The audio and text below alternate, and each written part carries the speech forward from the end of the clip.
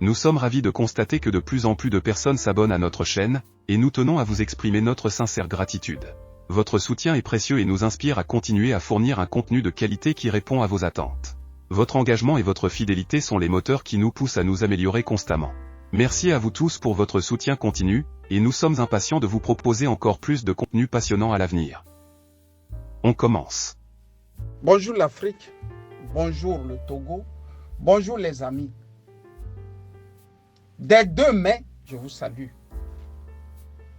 J'ai voulu aujourd'hui vous parler. Pas pour que vous me dites, Camus, tu es le meilleur. Comme j'ai entendu par le passé. Ces cris stridents qui disent que tu es le meilleur, le plus avancé dans la lutte. Je vous fais cet élément audio pour que vous m'insultiez et que demain, vous ravalez vos injures pour la simple raison que mon dessin aurait été confondu à celui des Rosenberg.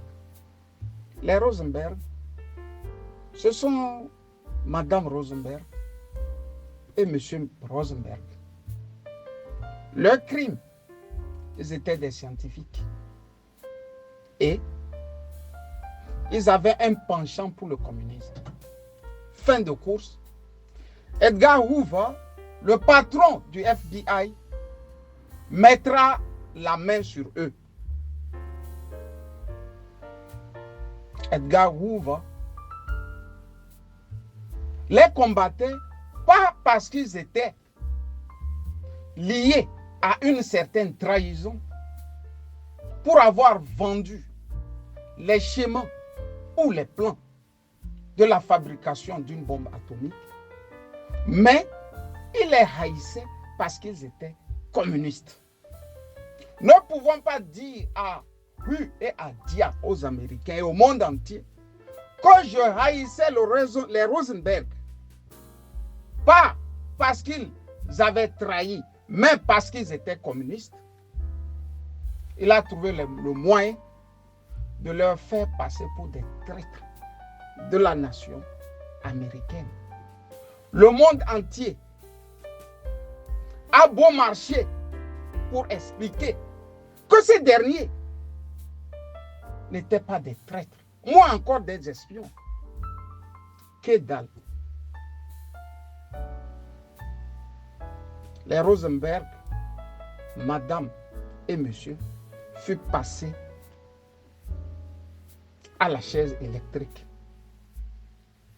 50 ans après, on a découvert que madame et monsieur Rosenberg, après déclassification du dossier, n'étaient ni des espions, encore moins des traîtres, sauf qu'ils sont depuis morts. J'ai voulu dire aux Togolais de suivre ce qui se passe.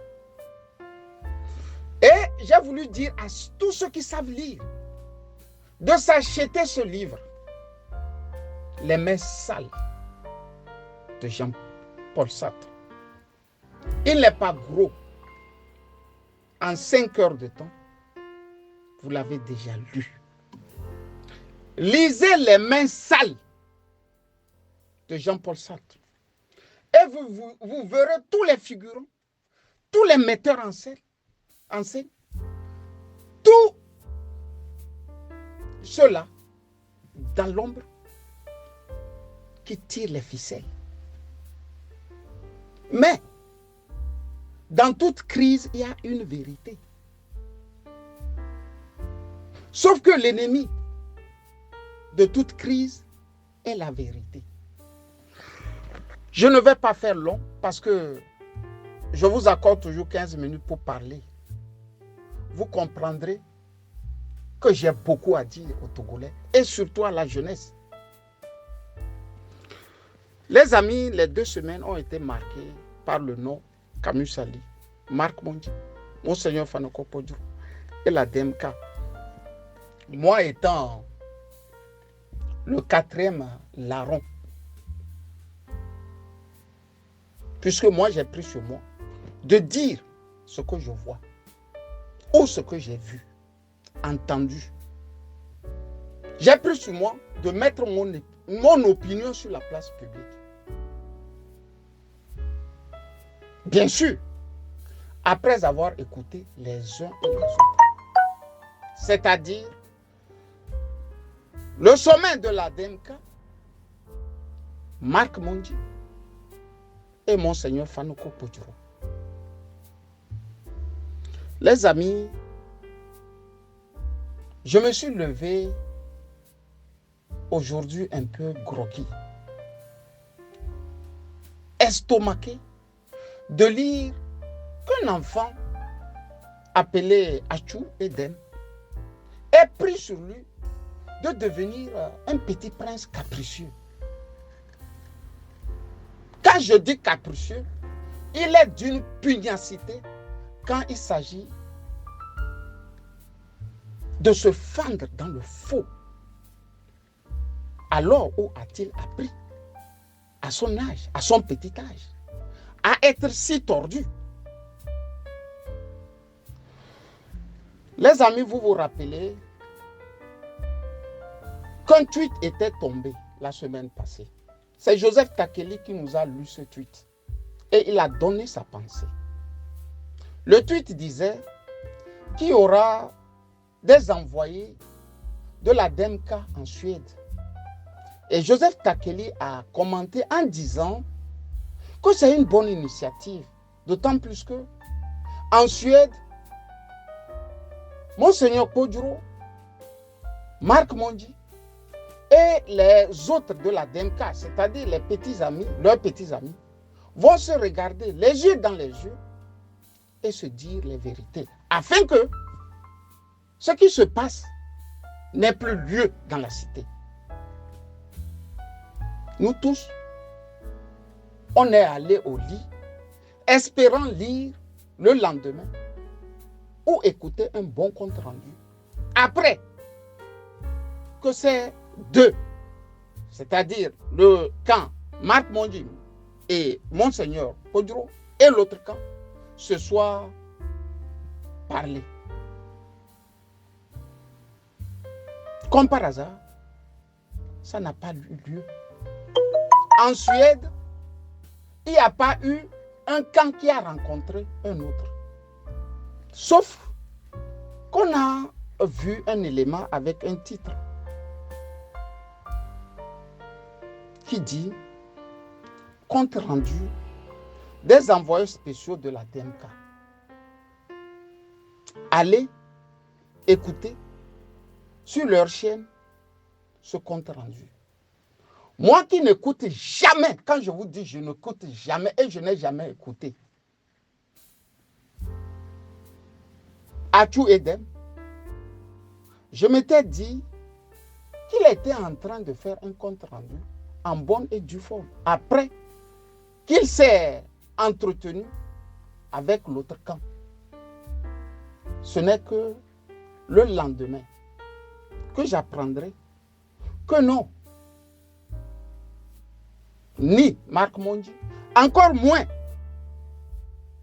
Monseigneur Podjoro n'a vu Achou. Passons. Achou va rebondir. Et cette fois-ci, de la manière la plus violente, la plus cynique. Je vous ai dit de lire les mains sales. Lisez les mains sales. Vous verrez Achou dans les mains sales de Jean-Paul Sartre. Sauf que Achou n'a jamais fait politique. Il est encore à la porte de la politique. Il n'a jamais fait politique. Il n'a jamais été élu par personne au Togo. Pour que nous ayons en idée son poids politique. Mais sa capacité de nuisance et le cynisme qui va avec font peur à telle enseigne que moi, personnellement, je me pose cette question, où a-t-il appris ça? Qui l'a éduqué à être comme ça? Comment on devient comme ça? Atchou se fond d'un tweet dans lequel il dit la DMK et l'écosystème remercient les autorités suédoises d'avoir retrouvé bien portant logé au chaud. Je vous reprends. Les autorités suédoises d'avoir retrouvé bien portant logé au chaud Monseigneur Kodjo à Solna, en Suède. Les amis, je vais vous laisser tout sur la place publique. Pourquoi vous vous fassiez une idée? Le commentaire, vous pouvez le garder pour vous. Les injures aussi, vous pouvez me l'envoyer.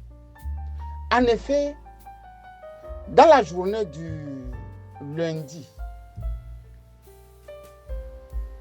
j'ai appelé comme toujours Monseigneur Kodjo pour voir comment il allait. Et c'était Marc qui a décroché et qui m'a dit que Monseigneur était au lit. Toute la nuit, il n'avait pas dormi parce que son cathéter devrait être changé. Il est allé voir les médecins, les infirmiers, qui lui ont dit que non, ils le changeront seulement après 3 mois. Mais il se fait que toute la nuit, il avait tellement mal qu'ils n'ont pas du tout dormi. Donc ce matin, il a fermé les yeux. Peut-être il va se réveiller dans 1 heure. J'ai salué Marc et je suis parti.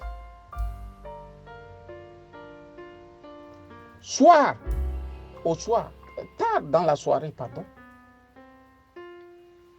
Marc Mondi m'envoie les photos où Monseigneur est royalement au lit à l'hôpital. Parce que ça faisait tellement mal qu'on a dû appeler les médecins. Et il a écrit, nous sommes à l'hôpital, priez pour nous. Mais personne ne devrait le savoir. Il m'a bien ajouté ça. J'ai retenu qu'il m'a dit que de ne pas dire, parce que ça va aller dans tous les sens encore. Je pense que Marc Mondi est tétanisé par la méchanceté des Togolais. Il a même peur de son ombre. Je l'ai vu plusieurs fois craquer, pleurer. Des fois, il s'en prend au prélat. Comment? C'est-à-dire, je pense qu'il ne sait même plus. Faut-il laisser le prélat et fuir lui-même? Ou bien faut-il rester avec le prélat? Parce que le prélat aussi veut son petit homme à côté. Comme nos vieux. Comme nos vieux.